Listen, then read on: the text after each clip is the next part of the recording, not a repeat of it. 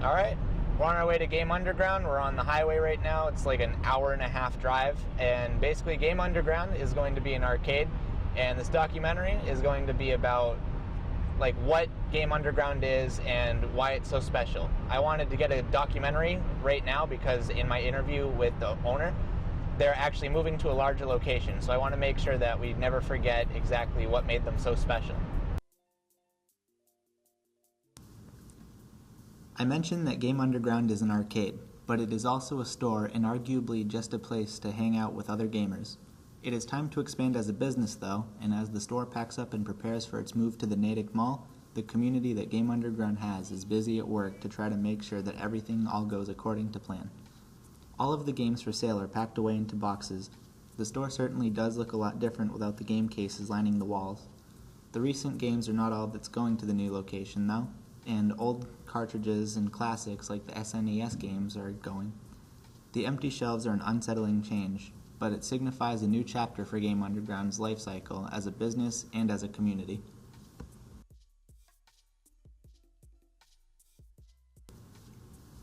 Now as we take a walk through Game Underground, we can see that it is much more than just a store. Countless hours and weekends have been spent here by so many gamers. Unfortunately for me, I do not live very close, but I would make a trip every now and then to the old Framingham location to play some of my favorite arcade classics. The mix of old classics like the Neo Geo machine and the Crazy Taxi machine are complemented well by the DDR machine's X3 vs. Second mix update, as well as the IDX machine on the more recent side of the arcade games timeline. There are plenty of games for all audiences though. While I tend to stick to rhythm games, there are plenty of fighting games and racing games available for play as well. All of the cabinets are in top condition and maintained in part by the store itself and also by the community that attends Game Underground regularly.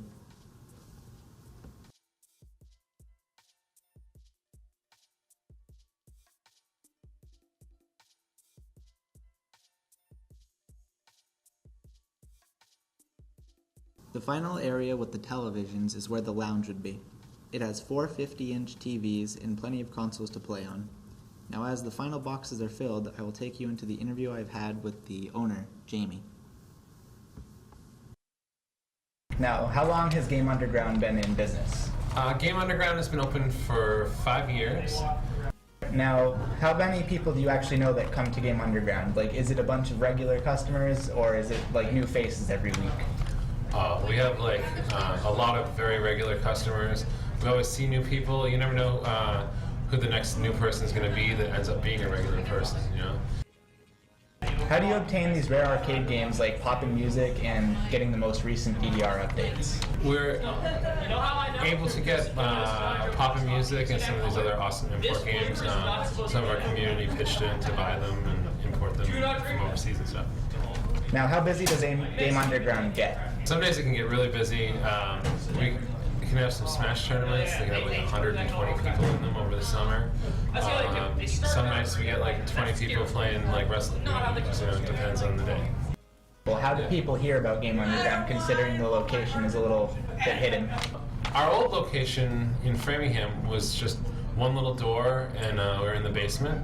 And I think word spread amongst hardcore gamers that this is the place to go to buy your old school stuff or to compete on a national pro level for fighting games. Now, I have one question. During the first time I've ever arrived here, I was a little confused as to, is this supposed to be an arcade, a store, or a lounge? Oh, perfect. The idea for Game Underground is to make a store where you're welcome to be there and hang out. We're all three. I think that just a game store would have a lot of trouble competing with GameStop. I think just an arcade will have a lot of trouble surviving nowadays. And now my one last thing is, do you have any final words for all the viewers? If you like old school retro games, you like new stuff, you like tournaments, community, you like arcades, please come visit Game Underground.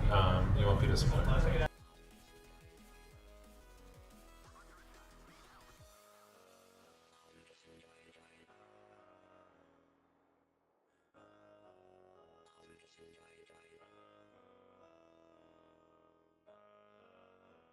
Enjoy.